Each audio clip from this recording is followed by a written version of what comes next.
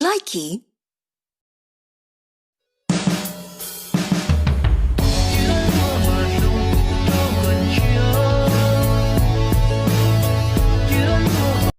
Likey.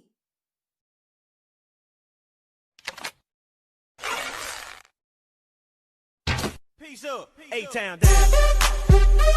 Yeah, yeah. Okay. Likey.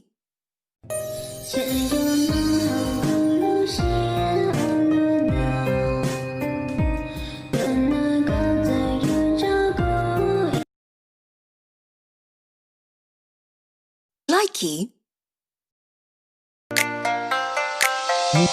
Ngút mùi đàn một khúc hát dành tặng những ai đang buồn, buồn phiền này hay hân hoan kia số kiếp cũng đã an bài.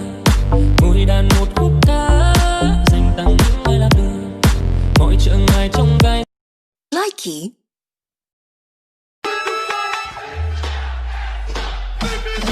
Let's go.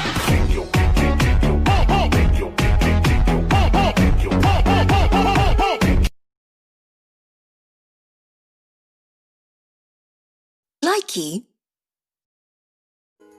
Lương tia tế nửa lúa nơ sâu bông ua trâu cú nhô cho con gió thơm. Likey. DJ turn it loud and watch me turn it up. So rock up, here we go now. Turn off, let's go, here we go now. Run, here we go now. Run, drop. Everybody. Likey.